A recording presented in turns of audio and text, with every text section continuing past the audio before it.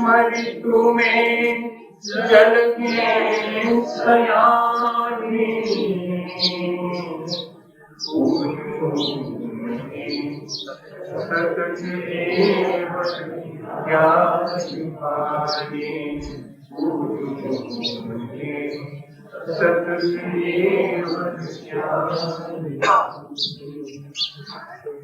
बोले भगवान महावीर स्वामी की आचार्य कुंद स्वामी की आचार्य गुरु विद्यासागर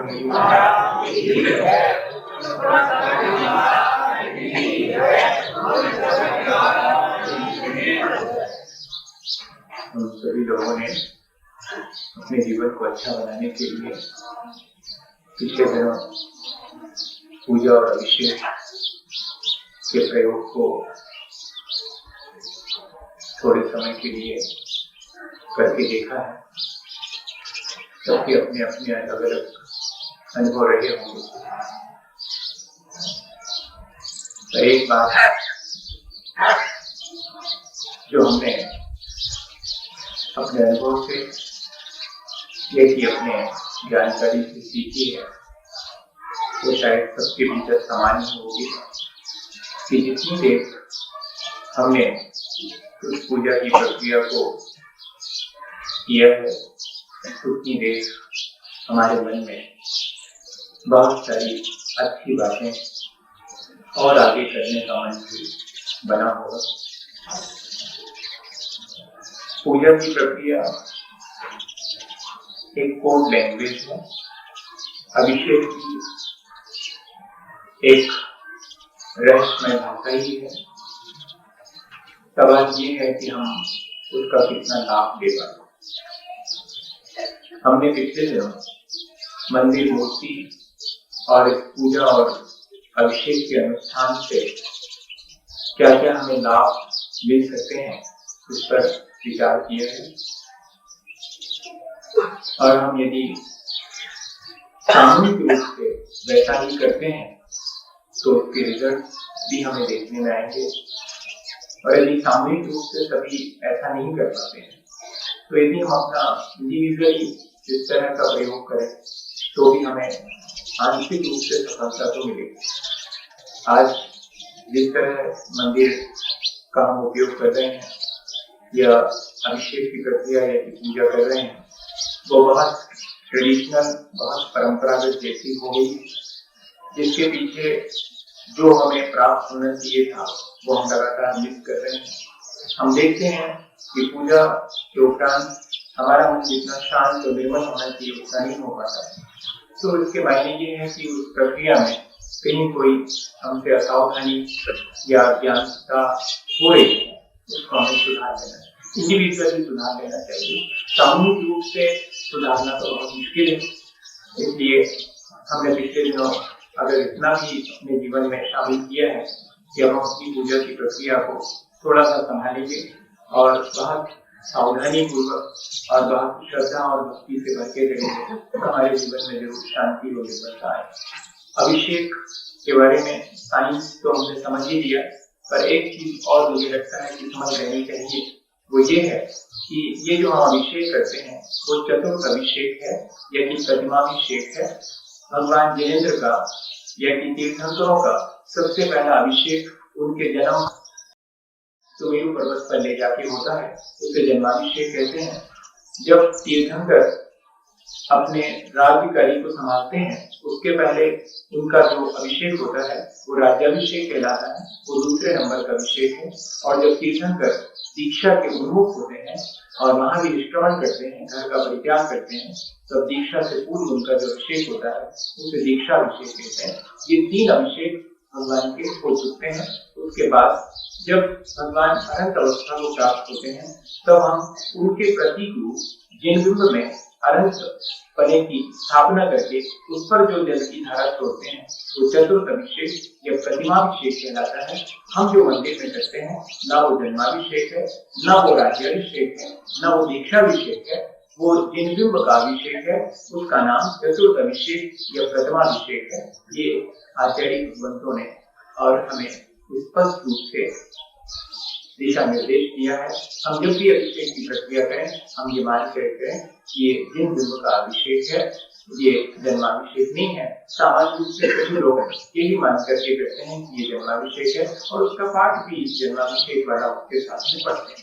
ठीक है, उसमें भी कोई हर्जा नहीं है, लेकिन हम क्यों, अगर उससे भी बेहतर कुछ कर सकें तो क्यों ना हम बेहतर करें। तो हमें ये मान करके करना चाहिए कि ये जिनबिंब का चतुर्थ अभिषेक या प्रतिमा। पूजा 6 तरह से होती है। सामान्य रूप से हम लोग द्रव्य पूजा और भाव पूजा ऐसे 2 भेद करते हैं, या निश्चय पूजा और व्यवहार पूजा ऐसे 2 भेद कर लेते हैं। पर देखें, अगर तो नाम स्थापना द्रव्य क्षेत्र काल और भाव के भेद से पूजा 6 तरह से संपन्न होती है और अपन रोज ही 6 प्रकार से पूजा करते हैं। ऐसा नहीं है कि एक ही प्रकार से करते हो। सामान्य रूप से प्रचलित ये है कि किताब में से पूजा 5 लेना और द्रव्य कुछ नहीं चढ़ाना, इसका नाम भाव पूजा। और जब द्रव्य चढ़ाएंगे तो द्रव्य पूजा कहलाएगी। लेकिन ये अपना फॉल्स इंटरप्रिटेशन है, या कि अपनी लैक ऑफ नॉलेज, अज्ञान, इग्नोरेंस जिसको हमें जानना चाहिए कि अकेले किताब में से पढ़ लेने का नाम भाव पूजा नहीं है। भगवान के गुणों का स्मरण करते हुए हमारे पास जो कुछ भी है वो समर्पित करना, जिसमें भगवान के गुणगान करना प्रमुख हो, वो कहलाती है भाव पूजा। और वो है किसके जिम्मे? मुनिजनों के। वे अपनी अंजलि बांधकर और कोई द्रव्य न होने की वजह से सिर्फ भगवान के गुणगान करते हैं, वो भाव पूजा। अकेले पाठ कर लेने का नाम भाव पूजा नहीं है। नहीं तो फिर भाव पूजा तो बहुत बड़ी पूजा कहलाती है। अपन लोग ये कहे तो उपद्रव में पड़े, सामग्री सामग्री के भाव ही पूजा करें ना, तो किताब में से बांट करके अगर भाव पूजा के मायने यही है तो भाव पूजा इतनी छोटी चीज नहीं है। भगवान के गुणगान करना और उनके जैसे बनने की भावना करना, किसी को निश्चय पूजा कहेंगे, किसी को भाव पूजा कहेंगे। और उनके जैसे बनने के लिए पुरुषार्थ करना, अनुव्रत और महाव्रतों को धारण करना, ये कहलाएगी भाव पूजा और निश्चय पूजा। लेकिन श्रावक के पास में क्या है? कुछ ना कुछ उसने अपने जीवन में रख रखा है, इसलिए उसमें से थोड़ा सा भगवान के सम्मुख अपने लोभ के त्याग के लिए चढ़ाना भी चाहिए। और वो जो हम अष्ट द्रव्य से पूजा करते हैं लेकिन भाव सहित करते हैं, वो कहलाती है द्रव्य पूजा, जिसमें भगवान के सम्मुख ओम ह्रीम इत्यादि मंत्र बोल करके द्रव्य समर्पित की जाती है, वो कहलाएगी द्रव्य पूजा। लेकिन वो भाव शून्य नहीं है, वो भाव से युक्त ही है। श्रावक के जिम्मे वह भाव से युक्त द्रव्य पूजा है और मुनि जनों के पास द्रव्य नहीं है। वे अपने ही आप को समर्पित करते हैं, उनके पास द्रव्य के रूप में स्वयं का जीवन ही है। और भाव वे स्वयं भगवान के बजाय उनके रास्ते पर चल रहे हैं, उनके जैसे बनने की भावना कर रहे हैं। ये भाव हमें इस तरह से इन चीजों को समझने का प्रयास करना चाहिए। जब अपन भगवान के 1000 नाम 8 नाम पर जो अर्घ चढ़ाते हैं वो नाम पूजा है। और भगवान के जिन बिंब के सम्मुख सारी प्रक्रिया करते हैं वही स्थापना पूजा है। और अष्ट द्रव्य तो द्रव्य पूजा में शामिल होते ही है। और क्षेत्र पूजा, जब हम विभिन्न क्षेत्रों का अर्घ बोल करके चढ़ाते हैं। तो क्षेत्र पूजा है भगवान के पांचों कल्याण की तिथियों का स्मरण करके जब हम अर्घ इत्यादि भेंट करते हैं तब वही कहलाती है काल पूजा। इस तरह से द्रव्य क्षेत्र काल भाव नाम और स्थापना 6 प्रकार से पूजा होती है। बड़ी पूजाएं और नित्य पूजा। ये नित्य और नैमित्तिक पूजा के भेद से भी पूजाएं 2 प्रकार की होती हैं। नित्य माह या सदार्चन जिसको कहते हैं, रोज जल चंदन अक्षत अपने घर से खुद ले जाकर के जो पूजा की जाती है वो कहलाती नित्य माह पूजा या कि सदार्चन जिसको कहते हैं। और इसमें एक चीज और विशेष विधि है कि प्रतिमा स्थापित करवाना, मंदिर बनवाना, दान देना, खेत इत्यादि का दान देना, भूमि का दान देना, ये सब भी सदार्चन और पूजा में शामिल है। महापुराण की तरह हमें जानकारी दी गई। सर्वतोभद्र पूजा या चतुर्मुख पूजा होती है जो मुकुटबद्ध राजाओं के द्वारा की जाती है। चक्रवर्ती के द्वारा विलक्षण दान देकर जो पूजा की जाती है वो कल्पतरु पूजा कहलाती है। और देवों के द्वारा जो नंदीश्वर जाकर के स्थानिक पर में पूजा की जाती है उसे नंदीश्वर पूजन भी कहते हैं। और इंद्रों के द्वारा की जाने वाली पूजा को इंद्रध्वज पूजा कहते हैं। इस तरह पूजा के बहुत से भेद प्रभेद अपन को सुनने में और पढ़ने में आते हैं, उनको भी जानना चाहिए। अपन जो रोज भगवान के सामने पूजा करते हैं वो नित्य पूजा कहलाएगी। हमें अभ्यास करना चाहिए और नित्य पूजा से रोज लाभ लेना चाहिए। भगवान के सामने जो 8 द्रव्य चढ़ाए जाते हैं उनके मायने क्या है, क्यों चढ़ाना चाहिए? तो पिछले दिनों हमने ये समझा था कि द्रव्य निर्जीव वस्तु भी हमारे ऊपर प्रभाव डालती है और इसी वजह से हम उन चीजों से जुड़ जाते हैं। जो भी चीजें हमारे कांटेक्ट में आती हैं संसार में, तब क्योंकि हमने वे मंदिर में भी चढ़ाई थी तो हमें उनका स्मरण आ जाता है और संसार के बीच भी भगवान का स्मरण बना रहे। हम इसलिए इस तरह से द्रव्य चुने हैं। द्रव्य आज ही है क्योंकि वे 8 कर्मों को नाश करने के प्रतीक या कि सम्यक दर्शन के जो 8 अंग हैं या सम्यक ज्ञान के जो 8 अंग हैं उन सब की प्राप्ति के लिए भी वे 8 द्रव्य। हम देखें कि कैसी भावना से हम द्रव्यों को चढ़ाते हैं। चढ़ाना तो इसी भावना से चाहिए। भगवान के सम्मुख जल चढ़ाते हैं। जल प्रतीक है ज्ञान का और हम उस ज्ञान की प्राप्ति करना चाहते हैं जिस ज्ञान के द्वारा हमारा कल्याण। भौतिक ज्ञान तो हमें प्राप्त, लेकिन हम चाहते हैं कि हमें आत्मज्ञान प्राप्त हो, सम्यक ज्ञान प्राप्त हो। वो तभी प्राप्त होगा जब हमारे ज्ञानावरण कर्म नष्ट होंगे। वो जो केवल ज्ञान है, सम्यक ज्ञान, वो हमें ज्ञानावरण कर्म के अभाव में ही प्राप्त होगा। तो हम भावना करते हैं कि हमको केवल ज्ञान की प्राप्ति हो, हमारे ज्ञान का क्षय हो। इसीलिए और जब हमारे केवल ज्ञान की प्राप्ति होगी तो जन्म मरण से हम पार हो ही जाएंगे। केवल ज्ञान ही हमें जन्म मरण से पार करता है। अनंत अवस्था ही जन्म मरण से पार होने की अवस्था है। इसलिए अगर हम ये भी बोलते हैं कि जन्म मृत्यु विनाशनाय जन्म या कि ज्ञानावरण कर्म के अभाव और केवल ज्ञान की प्राप्ति के लिए मैं ये जल चढ़ाता हूँ, तो ये हमारी भावना जल चढ़ाने की पीछे ये एक व्यवहारिक संदेश भी जल से लेना चाहिए कि जल अपने स्वभाव को कभी नहीं छोड़ता। अपनी शीतलता को, अपनी तरलता को, अपनी निर्मलता को कभी नहीं छोड़ता है। क्या हम जल के समान ही अपनी शीतल, अपने निर्मल और अपने विशुद्ध स्वभाव को हमेशा बनाए रखने का पुरुषार्थ करेंगे? जल जैसे सब में मिक्सअप हो जाता है, सबकी प्यास हो जाता है, क्या ऐसा ही हमारा जीवन हम बना पाएंगे? सबके साथ मिक्सअप होकर के और अपना जीवन जिए और इतना ही नहीं, दूसरे के जीवन में जो है कोई कष्ट न पहुंचाएं, बल्कि उसे शीतलता दें। एक व्यवहारिक संदेश भी हमारे रोजमर्रा के जीवन में उधर हमने जल चढ़ाया है तो उससे कोई मैसेज हमारे दिन भर के जीवन में भी मिलते रहना चाहिए। चंदन प्रतीक है। न शीतलास चंदन चंद्र रश्मयो न गांधो न जहार यत्रया यथा मलेच्चे न लवाक्य रश्मया श्रवांगु गर्भा शिष्टा विपश्यताम। हे शीतलनाथ भगवान, संसार में चंदन शीतल माना जाता है, चंद्रमा की चांदनी शीतल मानी जाती है, गंगा का जल शीतल माना जाता है।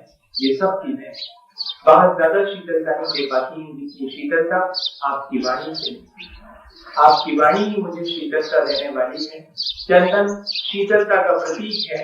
मैं उससे चढ़ा करके और क्या पाना चाहता हूँ? मैं आत्म शांति पाना चाहता हूँ। आत्म शांति आत्मदर्शन से प्राप्त होती है और मेरे दर्शन में बाधक दर्शनावली कर्म है। मैं इस चंदन को चढ़ाकर दर्शनावली कर्म को हटा करके अपना आत्मदर्शन या स्व संवेदन, जिससे कि मुझे जो आपकी वाणी सुनने से लाभ होना चाहिए वो यही है कि मैं आत्मदर्शन कर सकूं, तो वो शीतलता मुझे प्राप्त हो। चंदन चढ़ाते समय इस तरह की हमारे मन में भावना आनी चाहिए और चंदन से हम संदेश भी ले सकते हैं कि कभी भी किसी के लिए चंदन संताप उत्पन्न नहीं करता, बल्कि अगर कोई संतापित है, अगर उसे कोई घाव हो गया है, तो हम उस पर लेप लगाते हैं चंदन का शीतलता के लिए। हम भी अपने जीवन को क्या ऐसा बना पाएंगे कि हमारे जीवन से किसी को चोट ना पहुंचे, किसी को घाव ना हो जाए, बल्कि किसी को चोट पहुंच गई हो तो उस पर हम अपने जीवन से अपने जीवन को चंदन के समान बना करके उसके उस घाव को ठीक कर सकें, उसकी पीड़ा को दूर कर सकें। क्या ऐसा कोई व्यवहारिक संदेश चंदन चढ़ाते समय हमें ले लेना चाहिए? ले तो लेना चाहिए, जितना बने उतना। अक्षर चढ़ाते हैं, अखंड होते हैं अक्षर। हम चाहते हैं हमारा जीवन टूटा टूटा ना रहे। देखो तो घर में कुछ होता है, दुकान में कुछ और जीवन जीना पड़ता है, इधर मंदिर में आते हैं तो कुछ और जीवन जीते हैं। कितना खंडित जीवन है। क्यों नहीं हम एक साथ और एक जैसा अखंड जीवन जी सके?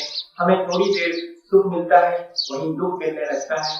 ये सुख दुख भी हमारे लिए बहुत हमारे जीवन को व्यतीत करता है, खंडित करता है। कहीं कोई ऐसा सुख हम पा सकते हैं क्या जो कि अव्ययवाद, उस अव्ययवाद सुख को जिसमें कोई बाधा न हो, जिसके पीछे कोई दुख न हो, जिस जीवन में एक सारता हो, ऐसे जीवन को पाने के लिए हम अक्षर चढ़ाते हैं।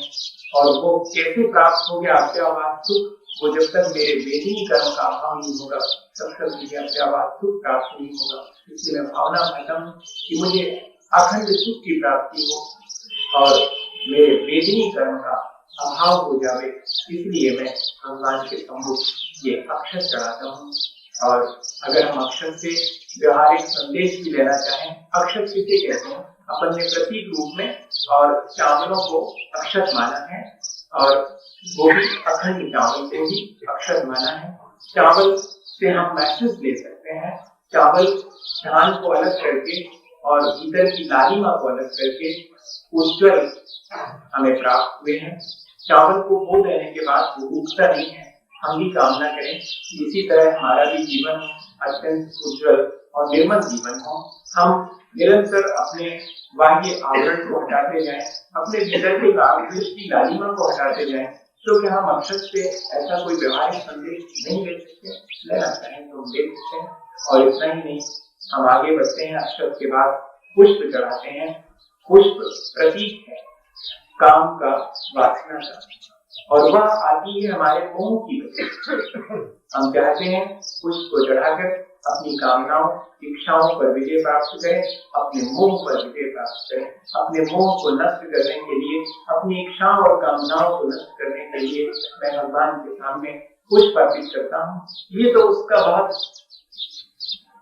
अर्थ कहना चाहिए, बहुत स्टैंडर्डाइज उसका अर्थ है। लेकिन क्या हम एक बहुत प्रैक्टिकल इसका मैसेज नहीं ले सकते हैं? क्या हमने फूलों को नहीं देखा? वे कितने कॉमन होते हैं, कितने सुंदर होते हैं, लेकिन उनका लाइफ स्पैन कितना शॉर्ट होता है। कितने थोड़े समय के लिए वे जीते हैं और फिर एक दिन वे मुरझा करके, टूट करके नीचे गिर जाते हैं। एक लिली का फूल होता है, उसकी लाइफ कुछ ही घंटों की होती है, लेकिन जब खिलता है तो सबको आकर्षित करता है और अगले क्षण मुरझाकर टूट कर नष्ट हो जाता है। क्या हम अपने जीवन को ऐसे ही कोमल, सुंदर और अच्छा बनाना पसंद नहीं करेंगे? क्या फूलों से हम इस तरह का कोई मैसेज जो हमने भगवान के सामने चढ़ाए लेना चाहेंगे? लेना हमें अपने बाह्य जीवन में भी इन सब चीजों से नासिक लेना चाहिए। वहां तो हम चढ़ाते हैं, जल्दी जल्दी में चढ़ाते हैं, फटाफट जल चंदन अक्षर एकदम रटा हुआ है तो बस चढ़ाते चले जाते हैं। लेकिन जरा सा गौर से हम सोचें कि इस सब के चढ़ाने के पीछे मुझे अपने जीवन में वो सारी चीजें लाना है या नहीं लाना है। अगर लाना है तो फिर मैं पुरुषार्थ करूं, मैं प्रयत्न करूं। नैवेद्य चढ़ाते हैं भगवान के सामने। नैवेद्य हमारी भूख को शांत करने वाला, और भूख तब तक है जब तक कि हमें किसी न किसी शरीर में और कोई न कोई आयु धारण करके और रहना पड़े। जब जब भी हम आयु धारण करेंगे तब तक हमें क्षुधा की वेदना, चाहे कोई भी गति क्यों ना हो, उसमें हमें क्षुधा की वेदना भोगना पड़ेगी। चारों गतियों में हम किसी न किसी गति की आयु धारण करते हैं और क्षुधा की वेदना भोगते हैं। नैवेद्य चढ़ाते समय हम चाहते हैं कि हमारी भूख मिटे, अनादिकाल से चली आ रही, तो जरूरी है कि हम अपने आयु कर्म को नष्ट करें, जिससे कि हमारे भीतर अवगाहन नष्ट उत्पन्न हो और हमारी क्षुधा की वेदना मिटे। ये सारी चीजें उस नैवेद्य चढ़ाने के पीछे हमारे मन में आनी चाहिए।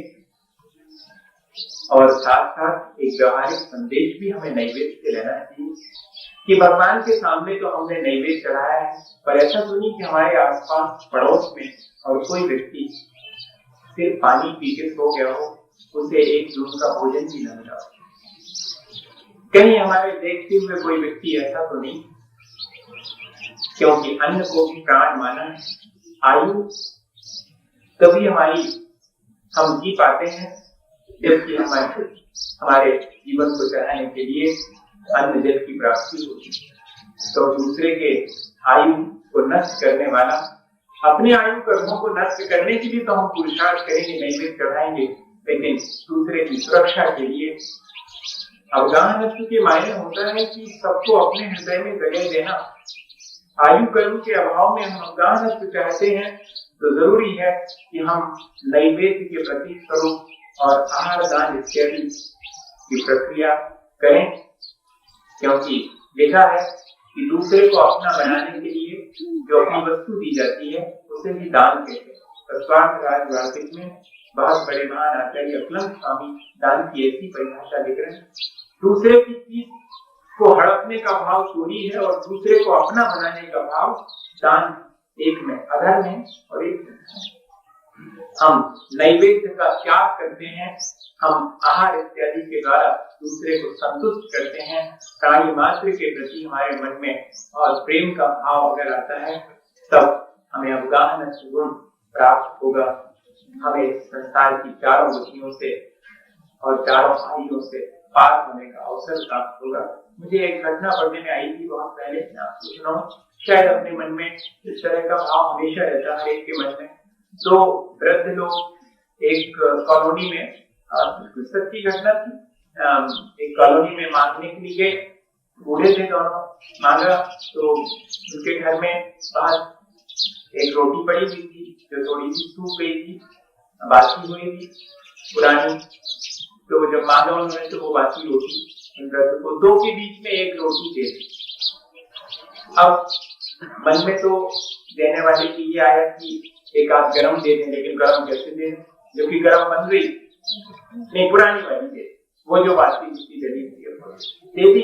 पर मन बार बार करता है कि एक ताजी भी दे दें, एक गरम भी दे दें, क्या होगा एक ज्यादा एक से।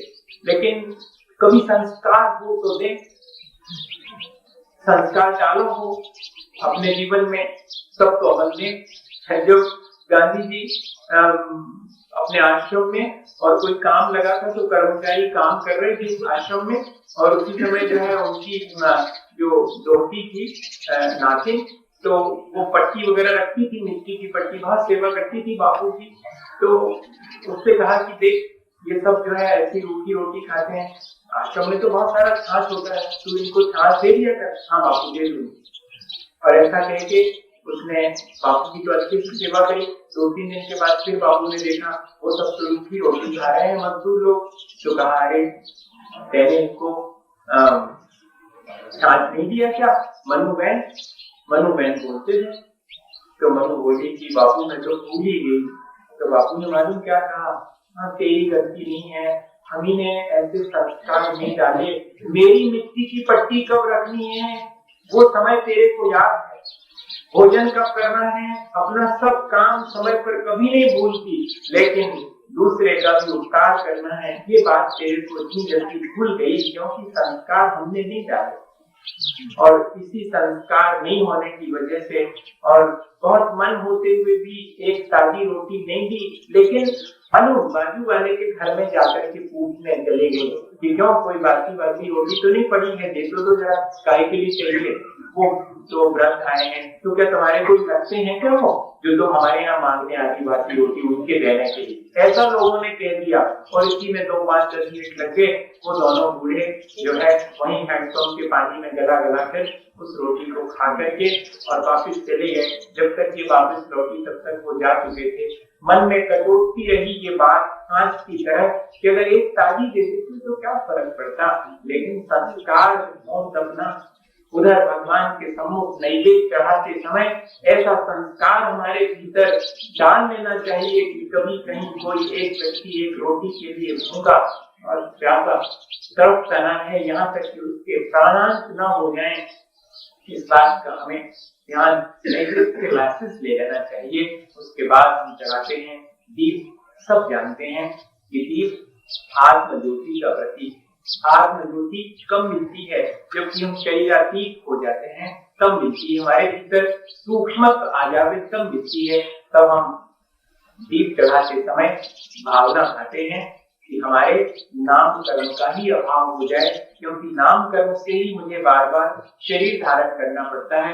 मैं उस आत्म ज्योति को जो कि शरीर अतीत है उससे प्राप्त करना चाहता हूँ, तो अपने नाम कर्म का अभाव करना चाहता हूँ और उस आत्म ज्योति को प्रकट करना चाहता हूँ। ये दीप उसी बात का प्रतीक है। ऐसा दीप चढ़ाते समय हमें भावना खानी चाहिए, लेकिन हम क्या करें, हम तो किटकों को ही रंग करके दीप बना देते हैं। अब कहाँ से आएगी उसमें से रोशनी और कहाँ से आएगी उसमें से ऊपर उठने की भावना। दीपक जलता है और हमें मैसेज देता रहता है कि लो हमेशा ऊपर की तरफ जाती है, हमारा स्वभाव भी ऊर्ध्वगमन है।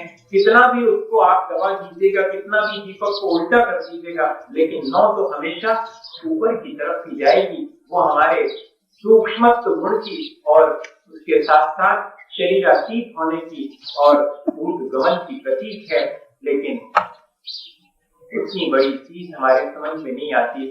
और हम कभी भी शायद कोई लोगों ने तो जलते हुए दीपक को भगवान के सम्मुख चढ़ाया ही नहीं होगा कभी भी, है ना। पता नहीं और कौन सा विचार आ जाता है। एक चीज ध्यान रखना, तेरे करीब आना बहुत आसान ना था। जो सरल अक्ल से गुजरे हैं तब आए हैं यहाँ पर। अपनी बुद्धि को जूते चप्पल उतारने की जगह पर रख के जाओगे और भावना से भर के कोई पूजा हो पाएगी। और बुद्धि से पूजा करोगे तो बुद्धि तो बहुत दांव पेच करती है। बुद्धि तो इतने दांव पेच सिखाती है, इतनी तर्क देती कि क्या कर रहे हो। भावनाएं कहती हैं कि बस लूट लो आनंद जितनी देर मिल सके।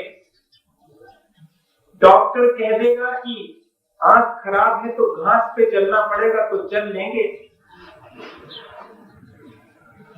दुनिया के जितने भी अपने सुख के लिए पाप हो सकते हैं कर लेंगे, लेकिन अपने आत्म कल्याण के लिए और कोई प्रक्रिया बताई गई है तो उसमें तर्क वितर्क करेंगे। ये बुद्धि हमारी भावनाओं को सही प्रकट नहीं होने देती।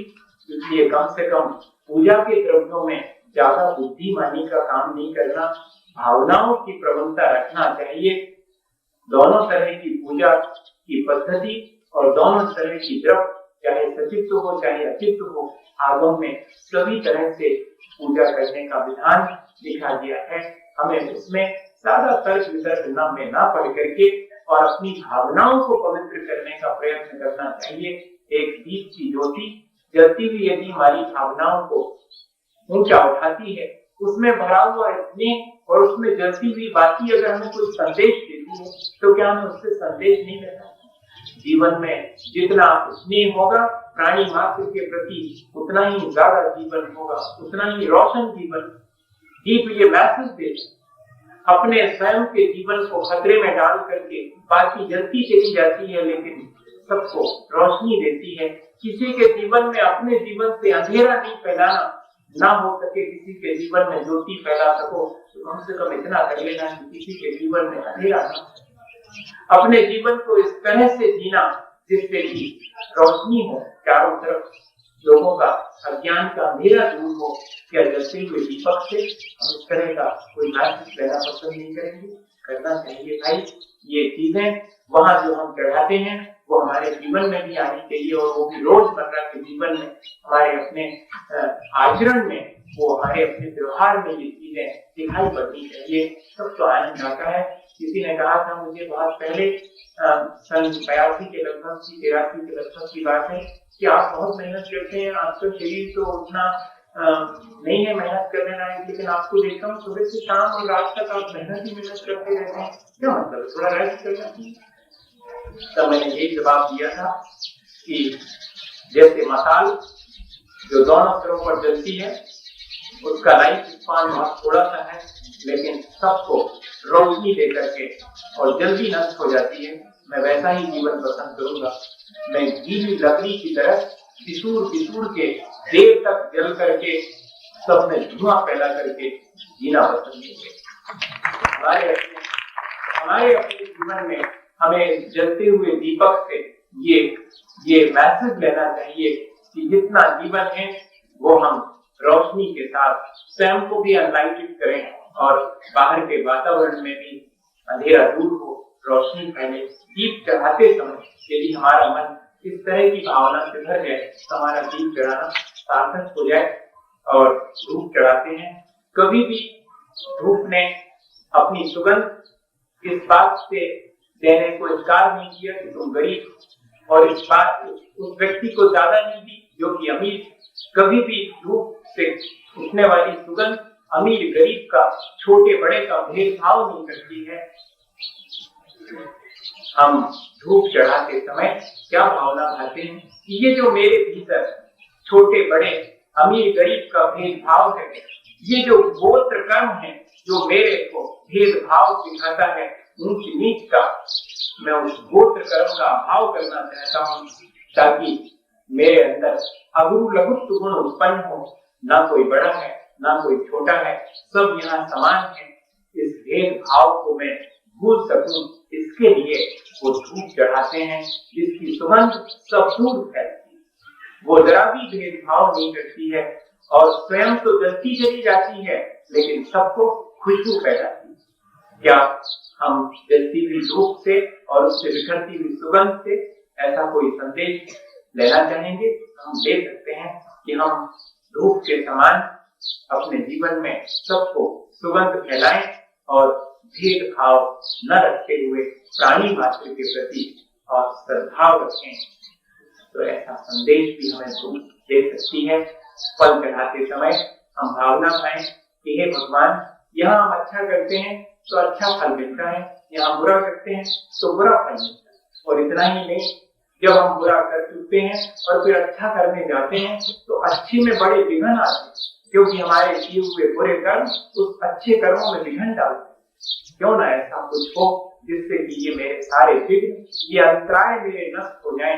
मैं फल चढ़ाते समय अपने समस्त विघ्न और अंतरायों को, कर्मों को नष्ट करना चाहता हूँ। ऐसी भावना से फल चढ़ाएं, और पाना चाहता हूँ वो फल जिसमें कि कोई अंतराय नहीं पड़ता है, उस मोक्ष फल को, जिससे कि ये सारे कर्मों का जो अंतराय है, जो विघ्न है, वही नष्ट हो जाता है। ऐसे मोक्ष फल को पाने के लिए हम फल चढ़ाएं, और विघ्नों को नष्ट करने के लिए, अंतराय को नष्ट करने के लिए फल चढ़ाएं। और फल से हम मैसेज, हम श्रीफल चढ़ाते हैं। श्रीफल बहुत बड़ा मैसेज देता है। ऊपर से जटाजूट, ऊपर से बहुत कठोर, लेकिन भीतर उतना ही मुलायम। अपने व्रत नियम संयम में, अपने जीवन के अनुशासन में बहुत कठोर रहना, लेकिन अन्य जीवों के प्रति उतने ही मृदु रहना। जैसे कि श्रीफल ऊपर से कठोर है, लेकिन अंतरंग में बहुत मृदु है। और इतना ही नहीं, श्रीफल हमें एक मैसेज देता है कि ना कसम उपकार विस्मरण की साधु नाई के वक्त, जैसे नारिकेल या श्रीफल है, नारियल, वो अपने ऊपर किए गए उपकारों को नहीं भूलता है, जमीन से जितना पानी लेता है उसे मिश्र करके अपने भीतर संचित करके और वापस लौटा देता है। हमारे जीवन में भी हम ऐसा ही करें। अगर हम अपने जीवन को इस तरह बना लें कि सबके जीवन में हमसे अच्छा ही फल मिले, तो हमारा जीवन स्वयं अच्छा बनेगा और श्रीफल चढ़ाना हमारा सार्थक होगा। 8 द्रव्य के अलावा और कोई द्रव्य नहीं होती, लेकिन हम सबने उन 8 द्रव्यों को मिलाकर एक और द्रव्य बना ली है, जिसे हम अर्घ्य कहते हैं। अर्घ्य के मायने संस्कृत में होता है मूल्यवान, और सचमुच एक एक द्रव्य अपने आप में मूल्यवान है। जल, चंदन, अक्षत, पुष्प, नैवेद्य, दीप, धूप और फल, ये 8 अपने आप में इंडिविजुअली भी मूल्यवान है, और अगर ये एक साथ इकट्ठी हो जाए तब तो इनका मूल्य आगा ही नहीं जाता, अत्यंत मूल्यवान होगी। और इतनी नहीं, ये अगर अलग अलग रहें तो मूल्यवान है, और एक साथ मिल जाए और एक मेक हो जाए तब तो और ज्यादा मूल्य हो जाए। जैसे कि शक्कर और आटा और घी सब अलग अलग हैं, सब मूल्यवान हैं, लेकिन अगर तीनों पानी के साथ मिलाकर के मिक्सअप कर दिए जाए तो हलवा होता है तो वो और ज्यादा मूल्यवान होता। आप अकेला आटा खा लो, अकेला घी खा लो, अकेला शक्कर खा लो, वो मजा नहीं है। और अगर सबको मिक्सअप कर दें, 8 द्रव्य इसी तरह से अपनी भावनाओं में पाल दें, भावनाओं की चाशनी में उनको मिक्सअप कर दें, और वाकई हम आखिर में उन सबको मिक्सअप करते हैं और भगवान के सामने लेकर खड़े हो जाते हैं कि अनर्घ पद प्राप्त है अर्घम। मैं इसके द्वारा कोई मूल्य नहीं चाहता, मैं तो अमूल्य अनर्घ, ये सब मूल्यवान हैं, मैं इन सबको बहुत मूल्य देता हूँ संसार में, लेकिन आपके सामने इनका क्या मूल्य है, मैं सब समर्पित करता हूँ। मूल्यवान से मूल्यवान चीज जिसको दुनिया मूल्यवान मानती है, तो सब आपके चरणों में समर्पित करता हूँ, क्योंकि मुझे मालूम पड़ गया है कि आपके पास इससे भी ज्यादा कीमती चीज है, और वो ही मेरे पास, वो जो कीमती चीज भगवान आपने पाली है, जिसके चलते आपने इन मूल्यवान चीजों को भी ठुकरा दिया, मैं भी वही प्रक्रिया कर रहा हूँ। सब मूल्यवान चीजों को आपके सामने चढ़ाता हूँ और भावना करता हूँ कि आपके जैसे अमूल्य पद को मैं प्राप्त कर सकूं। इस तरह यदि हम पूजा के 8 द्रव्यों को चढ़ाते समय अपनी भावनाओं को टटोलें और उन्हें निर्मल बनाएं और उससे एक संदेश लें, तो हमारे जीवन में ये 8 द्रव्य हमारे जीवन में निर्मल बनाने में बहुत सहयोगी बन सकते हैं। ये 2 मिनट चाहते हैं, मैं कैसे दूं, क्योंकि मैंने लोगों से बिना मांगे 7 मिनट ज्यादा ये अब आप इन्हीं से पूछते ये देख सकते हैं।